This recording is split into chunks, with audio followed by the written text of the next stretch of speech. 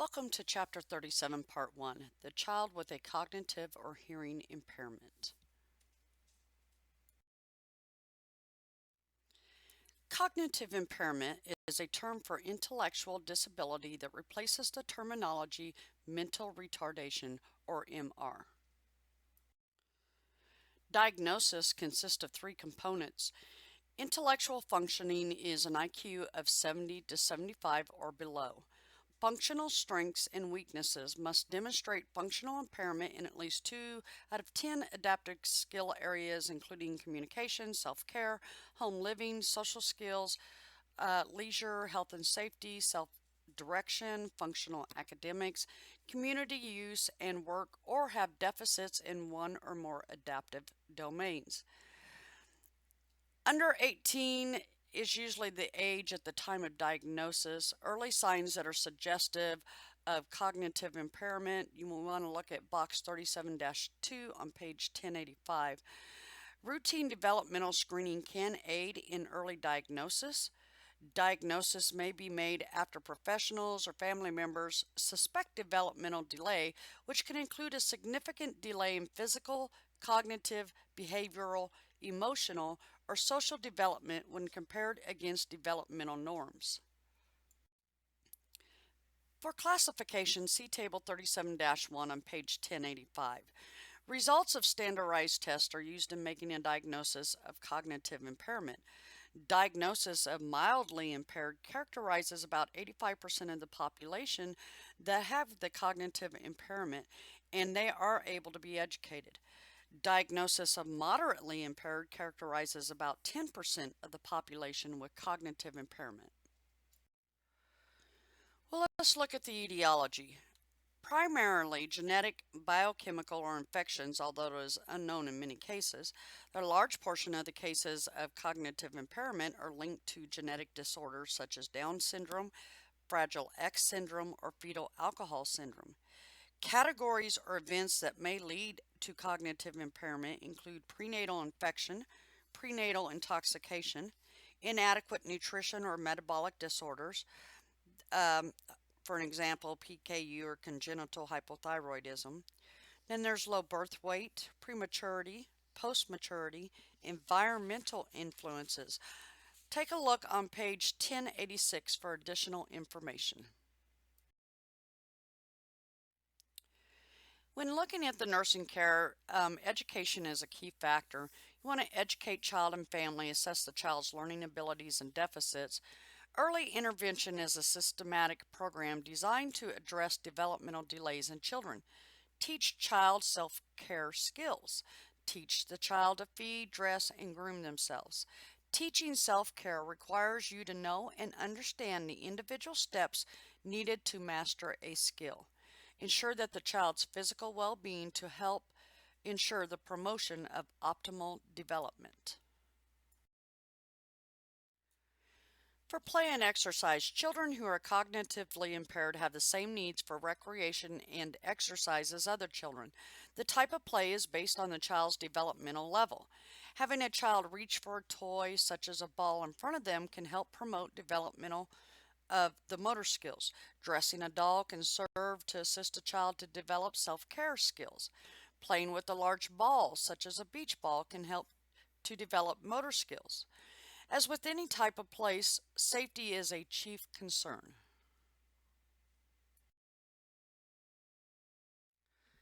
Let's talk about communication and discipline.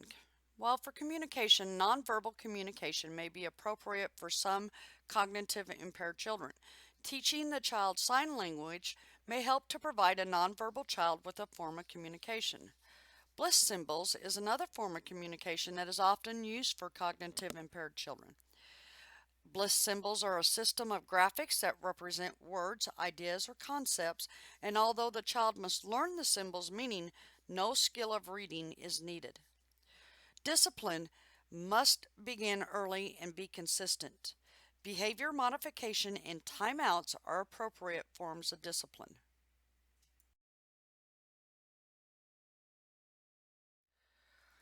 Socialization.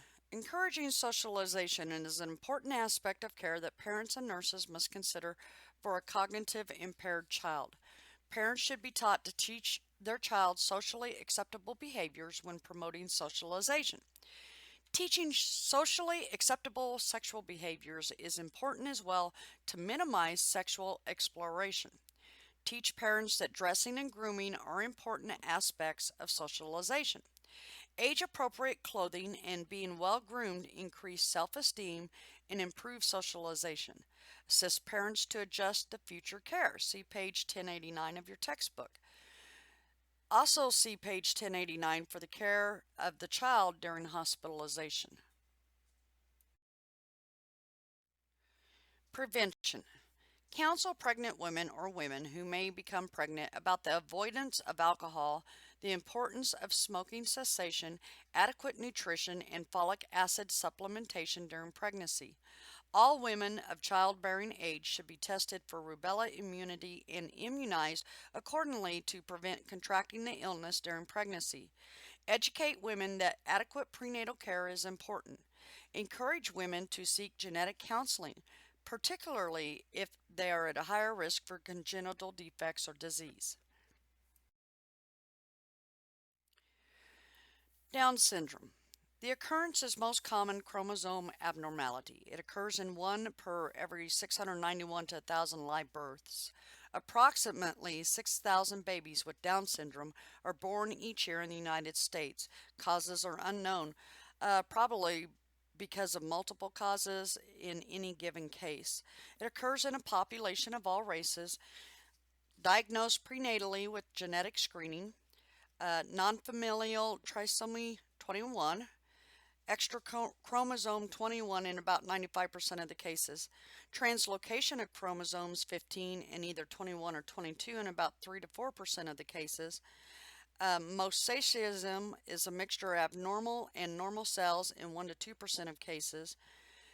Risk, maternal age 35 risk is 1 per 350 births, and age 40 risk is 1 per 100 births.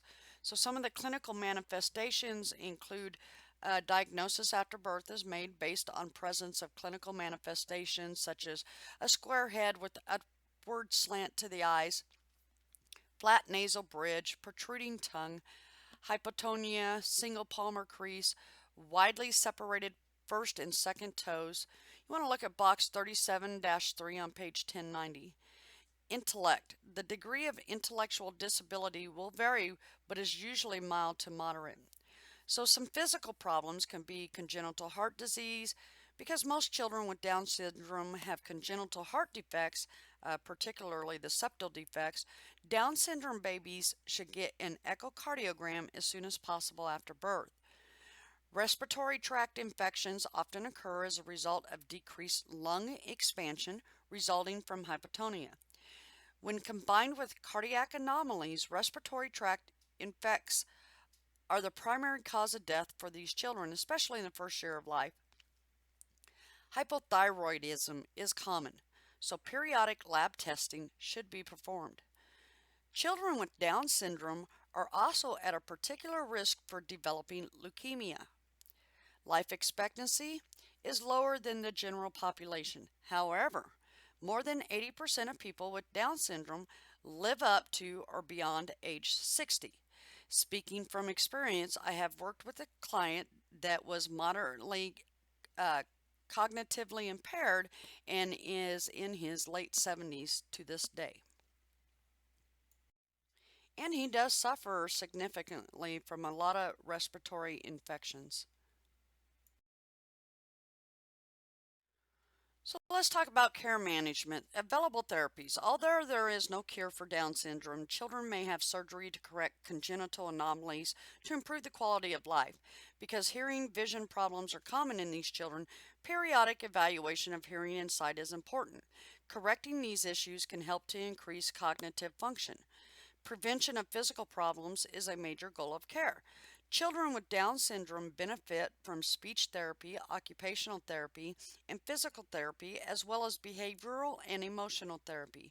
You want to look at page 1091 of your textbook and take a look at the critical thinking case study.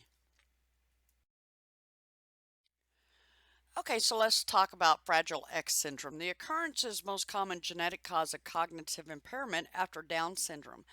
It affects about 1 per every 3,600 boys or 1 per every 4,000 to 6,000 girls. It's caused by abnormal gene on the lower end of the long arm of the X chromosome. It's an X-linked dominant pattern with reduced penetrance inheritance pattern. Clinical manifestations can include a large head circumference, a long face with a prominent jaw, a large protruding ears, large testes. Manifestations variable in female carriers of the gene. It's mild to severe cognitive impairment. There may be delayed speech and language, hyperactivity, hypersensitivity to taste, sounds, and touch, autistic like behaviors, aggressive behaviors.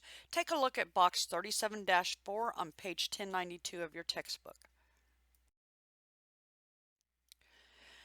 Well, medical treatment can include Tegretol, Prozac for the behavioral control to control outbursts, stimulants for hyperactivity, similar to management of attention deficit hyperactivity disorder. A referral to early intervention program, including speech and occupational therapy. Normal lifespan expected. Cognitive impairment may be improved with behavioral and or educational interventions that usually begin during preschool. Genetic counseling is important for parents or families of children with Fragile X syndrome and to educate on a risk of transmission. You want to refer families to the National Fragile X Foundation. Okay, hearing impairment. Occurrence is about 1 to 6 per every 1,000 healthy full-term infants, or 2 to 4 per every 100 premature infants. Classification may be slight to moderately severe. Residual hearing with the use of an aid or severe to profound hearing loss. They cannot hear, there's no processing of linguistic information. So, for types of hearing impairment and causes, we have conductive hearing loss. This occurs in the middle ear and there is interference of the transmission of sound. Possible causes can be malformation of the outer ear, the ear canal, or middle ear structures. Fluid in the middle ear from colds, ear infections such as otitis media, an infection of the middle ear in which an accumulation of fluid may interfere with the movement of the eardrum and ossicles. Allergies, poor Eustachian tube function, perforated eardrum, benign tumors, impacted earwax, infection in the ear canal, foreign body in the ear, and otosclerosis. Then there is sensorineural hearing loss. It occurs as a result of damage to inner ear or auditory nerve.